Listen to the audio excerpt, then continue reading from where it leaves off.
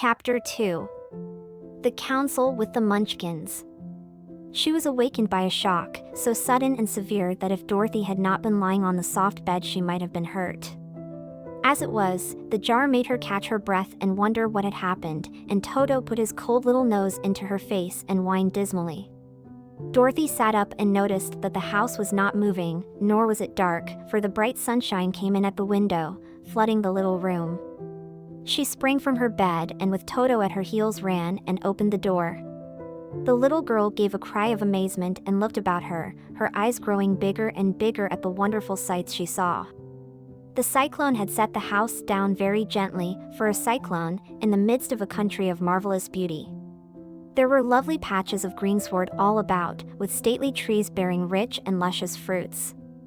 Banks of gorgeous flowers were on every hand, and birds with rare and brilliant plumage sang and fluttered in the trees and bushes. A little way off was a small brook, rushing and sparkling along between green banks, and murmuring in a voice very grateful to a little girl who had lived so long on the dry, gray prairies. While she stood looking eagerly at the strange and beautiful sights, she noticed coming toward her a group of the queerest people she had ever seen. They were not as big as the grown folk she had always been used to, but neither were they very small. In fact, they seemed about as tall as Dorothy, who was a well-grown child for her age, although they were, so far as looks go, many years older. 3 were men and 1 a woman, and all were oddly dressed. They wore round hats that rose to a small point a foot above their heads, with little bells around the brims that tinkled sweetly as they moved. The hats of the men were blue, the little woman's hat was white, and she wore a white gown that hung in pleats from her shoulders. Over it were sprinkled little stars that glistened in the sun like diamonds. The men were dressed in blue, of the same shade as their hats, and wore well-polished boots with a deep roll of blue at the tops. The men, Dorothy thought, were about as old as Uncle Henry, for 2 of them had beards. But the little woman was doubtless much older. Her face was covered with wrinkles, her hair was nearly white, and she walked rather stiffly. When these people drew near the house where Dorothy was standing in the doorway, they paused and whispered among themselves, as if afraid to come farther. But the little old woman walked up to Dorothy, made a low bow and said, in a sweet voice, "You are welcome, most noble sorceress, to the land of the Munchkins. We are so grateful to you for having killed the Wicked Witch of the East, and for setting our people free from bondage." Dorothy listened to this speech with wonder. What could the little woman possibly mean by calling her a sorceress, and saying she had killed the Wicked Witch of the East? Dorothy was an innocent, harmless little girl, who had been carried by a cyclone many miles from home, and she had never killed anything in all her life.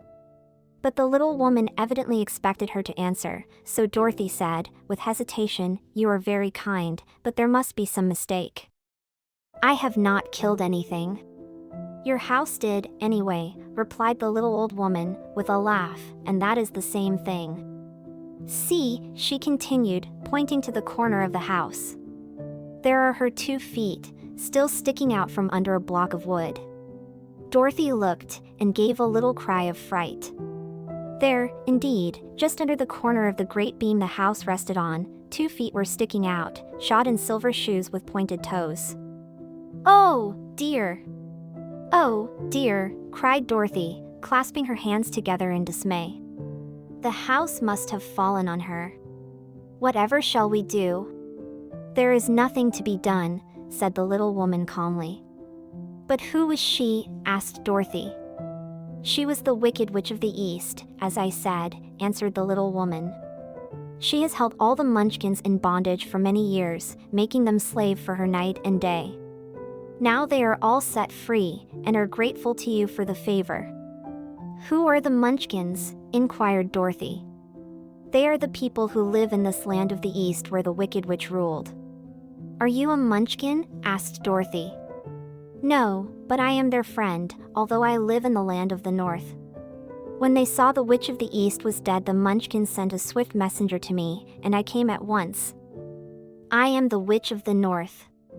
"Oh, gracious!" cried Dorothy. "Are you a real witch?" "Yes, indeed," answered the little woman.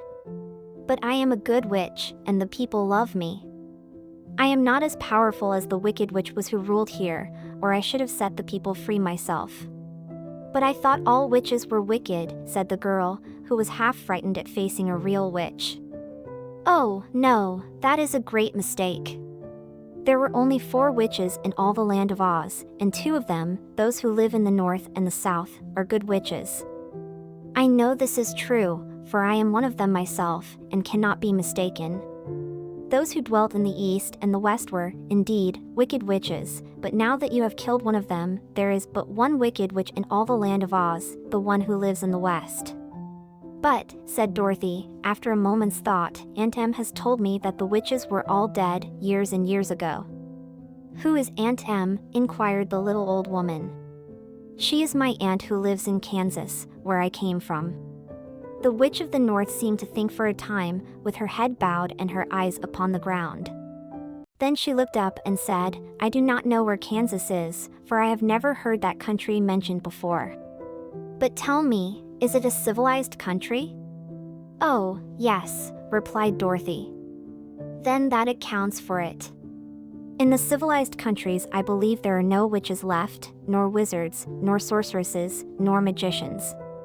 But, you see, the land of Oz has never been civilized, for we are cut off from all the rest of the world. Therefore we still have witches and wizards amongst us." "Who are the wizards?" asked Dorothy. "Oz himself is the great wizard," answered the witch, sinking her voice to a whisper. "He is more powerful than all the rest of us together. He lives in the City of Emeralds." Dorothy was going to ask another question, but just then the Munchkins, who had been standing silently by, gave a loud shout and pointed to the corner of the house where the wicked witch had been lying. "What is it?" asked the little old woman, and looked, and began to laugh. The feet of the dead witch had disappeared entirely, and nothing was left but the silver shoes. She was so old, explained the witch of the north, that she dried up quickly in the sun. "That is the end of her. But the silver shoes are yours, and you shall have them to wear." She reached down and picked up the shoes, and after shaking the dust out of them handed them to Dorothy. "The Witch of the East was proud of those silver shoes," said one of the Munchkins, "and there is some charm connected with them, but what it is we never knew." Dorothy carried the shoes into the house and placed them on the table. Then she came out again to the Munchkins and said, "I am anxious to get back to my aunt and uncle, for I am sure they will worry about me. Can you help me find my way?" The Munchkins and the witch first looked at one another, and then at Dorothy, and then shook their heads. "At the east, not far from here," said one, "there is a great desert, and none could live to cross it." "It is the same at the south," said another, "for I have been there and seen it. The south is the country of the Quadlings."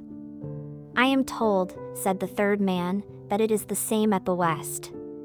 And that country, where the Winkies live, is ruled by the wicked witch of the west, who would make you her slave if you passed her way. The north is my home," said the old lady, "and at its edge is the same great desert that surrounds this land of Oz. I'm afraid, my dear, you will have to live with us." Dorothy began to sob at this, for she felt lonely among all these strange people. Her tears seemed to grieve the kind-hearted Munchkins, for they immediately took out their handkerchiefs and began to weep also. As for the little old woman, she took off her cap and balanced the point on the end of her nose, while she counted 1, 2, 3 in a solemn voice. At once the cap changed to a slate, on which was written in big, white chalk marks, "Let Dorothy go to the City of Emeralds." The little old woman took the slate from her nose, and having read the words on it, asked, "Is your name Dorothy, my dear?" "Yes," answered the child, looking up and drying her tears. "Then you must go to the City of Emeralds. Perhaps Oz will help you." "Where is this city?" asked Dorothy. "It is exactly in the center of the country, and is ruled by Oz, the great wizard I told you of." "Is he a good man?" inquired the girl anxiously.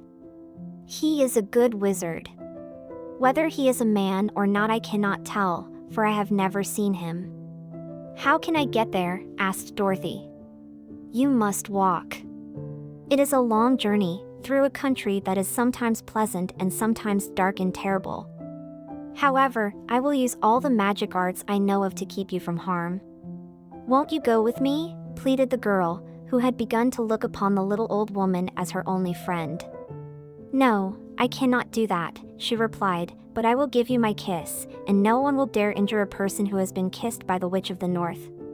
She came close to Dorothy and kissed her gently on the forehead. Where her lips touched the girl, they left a round, shining mark, as Dorothy found out soon after. "The road to the City of Emeralds is paved with yellow brick," said the witch, "so you cannot miss it. When you get to Oz, do not be afraid of him, but tell your story and ask him to help you. Goodbye, my dear." The three munchkins bowed low to her and wished her a pleasant journey, after which they walked away through the trees.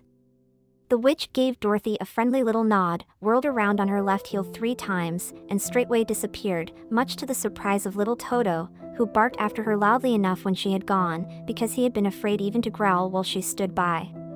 But Dorothy, knowing her to be a witch, had expected her to disappear in just that way, and was not surprised in the least.